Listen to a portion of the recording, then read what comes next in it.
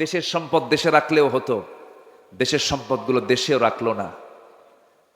এই যে million billion ডলারগুলো তারা দেশ থেকে পাচার করেছে, তারা দেশে রাজনীতি করতে চান, ভালো কথা, রাজনীতি করবেন না কেন, টাকাগুলো আনেন, আসতে কন কেন, ঠিক কিনা বলেন?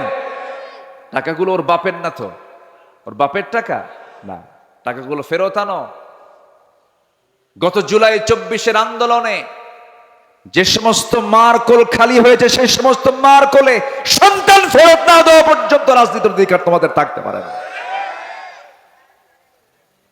নিজের চোখে দেখেছি, আমি ঢাকায় ছিলাম, বৃষ্টির মতো গুলি করা হয়েছে, পাখির বাচ্চার মতো গুলি করে হত্যা করা হয়েছে।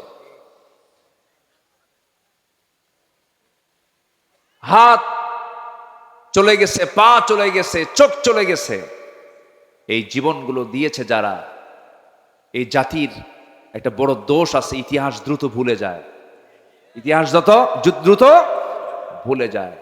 সম্মানিত ভাইয়েরা, আমরা সব দেখা শেষ করেছি। আমরা 16 বছরের শাসন দেখেছি, 25 বছরের শাসন দেখেছি, 9 বছরের শাসন দেখেছি, কেয়ারটেকার গভর্নমেন্ট দেখেছি, সব দেখা শেষ করেছি। আগামীর দেশ আমরা দেখতে চাই কোরআনের দেশ, আগামীর সরকার আমরা দেখতে চাই কোরআনের সরকার। রাজি আছেন কারা কারা? হাত উঁচু করে দেখা।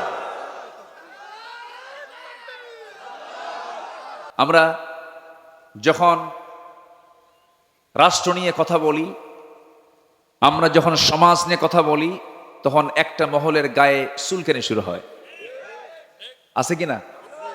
হুজুর আপনি দোয়া করে দিবেন, আমরা যা করি, আপনাদের দায়িত্ব হলো দোয়া করা, বাচ্চা হলে আজান দেওয়া, বিয়ের প্রয়োজন হলে একটু বিয়ে পড়ায় দেওয়া, আর মরে গেলে একটু জানাজা পড়ায় দিবেন। এই তো আপনাদের ডিউটি। আপনারা আবার এই দিক থেকে কথা বলেন কেন? আমার দেশে আবার কিছু হুজুরও ছিল, বিগত 16 বছর দেখেছি আমরা, সিনেমা হল উদ্বোধন হবে, হুজুর গিয়ে দোয়া করে। মদের ফ্যাক্টরি উদ্বোধন হবে, দোয়া করে, আল্লাহ এই ফ্যাক্টরিতে বরকত দিয়ে দাও। আছে কিনা বলেন? এখনো ঘাপটি মারে এই সমস্ত মুনাফিক চক্র আছে না নাই, যারা সামান্য কিছু অর্থের বিনিময়ে দিনকে বিক্রি করে দেয়। ইয়াহিয়া তাকির একটা কথা খুব পছন্দ হয়েছে, ছাগলের দাম 20,000 টাকা, আর একটা ব্যক্তি তার ইমান বিক্রি করে 500 টাকা দিয়ে। সম্মানিত ভাইয়েরা, আমরা নিজের জীবনটাকে সাজাবো কোরআন দিয়ে, জোরে বলি ইনশাআল্লাহ। আমি 8টি পয়েন্টে কথা বলতে চাই, সময় লাগবে, আমাকে সময় দেবেন? আমার আবার তবিয়ত হলো একটু সময় নিয়ে কথা বলা, এটা অভ্যাস। আমি যারা আমার আলোচনা শোনেন, আমি একটু সময় নিয়ে কথা বলি, যে সময় আমাকে দিলে আমি তাহলে কথা বলা শুরু করতে পারি। কারো কোনো আপত্তি নাই তো? হয়তো কষ্ট হচ্ছে আপনাদের, একটু গরম, অসুবিধা হচ্ছে, একটু মনোযোগ দিয়ে শুনবেন। আল্লাহ তুমি শোনার তৌফিক দান করুন, জোরে বলি আল্লাহুম্মা আমিন। কোরআনের আলোকে প্রকৃত মুমিনের আদর্শ চরিত্রের একটা রূপরেখা আমি তুলে ধরতে চাচ্ছি। আমরা আমাদের চরিত্রকে সুন্দর করে সাজাবো হলো কোরআন দিয়ে, জোরে বলি ইনশাআল্লাহ। নাম্বার 1, আমার দিলটা থাকতে হবে সর্বক্ষণ কার ভয়ে ভীত? আসতে বলবেন না, কার ভয়ে ভীত থাকতে হবে? আল্লাহর ভয়। আল্লাহর ভয়ে ভীত হলেই পৃথিবীর কোনো ভয় ওই দিলে স্থান পায় না। আল্লাহর ভয়টা ইস্তেকামাত হলে পরে সেই দিলের মধ্যে কোনোদিন কোনো কপট, কোনো কটু চক্রান্তকারী তার ঈমানকে ছিনতাই করে নিতে পারে না, সেই হৃদয়ে শয়তান বাসা বাঁধতে পারে না। এজন্য আমাদের দিলে যে ভয়টা, এই ভয়টা জাগ্রত করতে হবে। কার ভয়?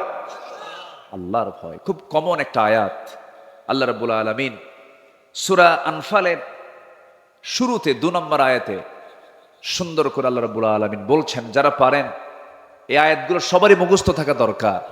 আল্লাহ রাব্বুল আলামিন সুন্দর করে বলছেন, إنما المؤمنون الذين إذا ذكر الله وجلت قلوبهم وإذا تليت عليهم آياته زادتهم إيمانا وعلى ربهم يتوكلون জোরে বলুন আল্লাহু আকবার।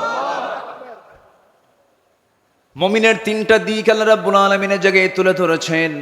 নাম্বার 1 হলো আল্লাহর জিকির করা। আল্লাহর জিকির করলে পরে যারা প্রকৃত যারা ইমানদার তাদের দিলটা প্রকম্পিত হয় কার ভয়ে? আসতে বলবেন না, কার ভয়ে? আল্লাহর ভয়ে। নাম্বার 2 হলো ইমান যদি একটু দুর্বল থেকে থাকে, কোরআনের সুন্দর করে তেলাওয়াতের মধ্য দিয়া, কোরআনটাকে বোঝার মধ্য দিয়া, তেলাওয়াত, কিরাআত, দিরাসাত, তাদাব্বুর সমস্ত হকগুলো আদায় করে যে বান্দা কোরআনের হক আদায় করে কোরআনটা সুন্দর করে বোঝার চেষ্টা করবে, ইমান যদি দুর্বল থাকে কোরআন শোনার সঙ্গে সঙ্গে তার ইমানটা শতগুণে বৃদ্ধি পেয়ে যায়। জোরে বলি সুবহানাল্লাহ। মোবাইলের চার্জ কমে গেছে, চার্জার দিয়ে চার্জ দিতে হয়। ইমানের চার্জ একটু দুর্বল হয়েছে, চার্জ দিতে হয় কি দিয়া? আসতে বলবেন না, কি দিয়া? যে দলের রাজনীতি কোরআন দিয়ে নয় সেই দল করা হারাম।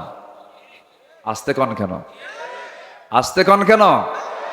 মুসলমান কখনো জাতীয়তাবাদকে বিশ্বাস করতে পারে না।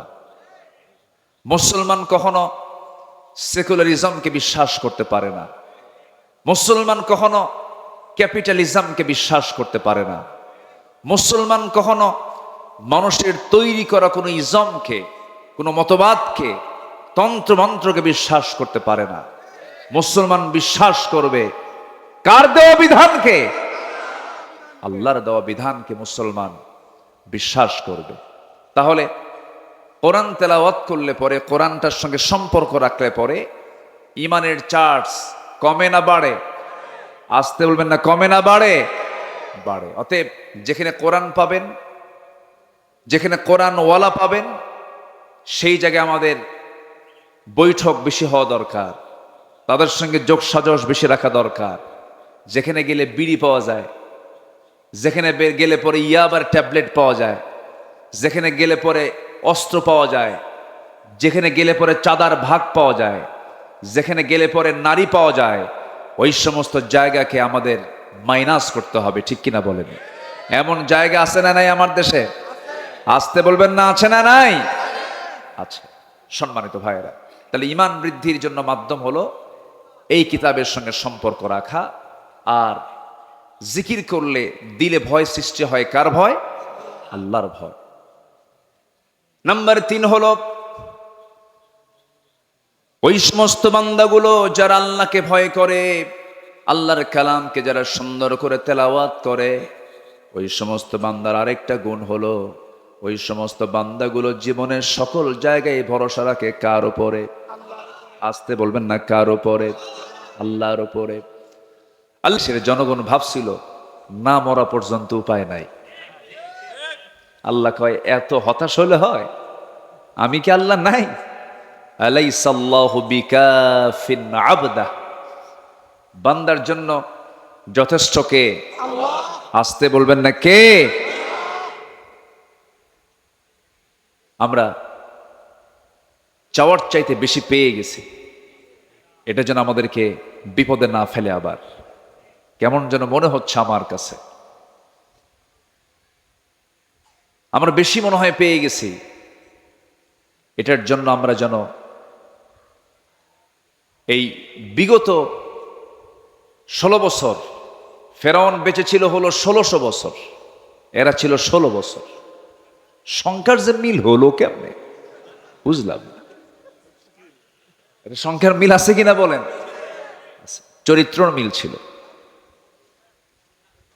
ফেরাউন এমন কোন আকাম কুকাম নাই যা ছিল না। তার ক্ষমতা থাকার জন্য ইউযাব্বিহুনা আবনাআকুম ওয়া ইস্তাহয়ুনা নিসাআকুম, ছেলের সন্তানগুলোকে একদম জিন্দায় মেরে ফেলতো।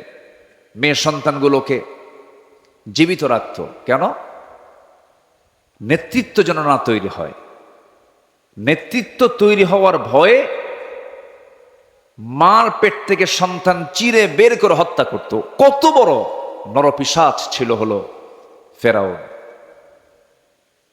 এই পৃথিবীতে যারাই আজও যারা হত্যার রাজনীতি করতে চান, হত্যার রাজনীতি করেন, এদের ব্লাড টেস্ট করলে ধরা পড়বে এদের মধ্যে আছে হলো ফেরাউনের রক্ত। কিসের রক্ত বলেন? ফেরাউনের রক্ত। সম্মানিত ভাইয়েরা, তাহলে ক্ষমতা কারো না, ক্ষমতা একমাত্র কার? আল্লাহর। সে আল্লাহর পক্ষ থেকে যে কিতাব কোরআনটা নাজিল হয়েছে, এটা হচ্ছে সকল অশান্তি দূর করার, সকল কল্যাণের একমাত্র উৎস হলো এই কোরআন। এই কোরআনটা নিয়ে আজকের এই আয়োজন, এই কোরআনটা নিয়ে মাদ্রাসার সৃষ্টি, এই কোরআনকে নিয়ে আজকের এই আলোচনা।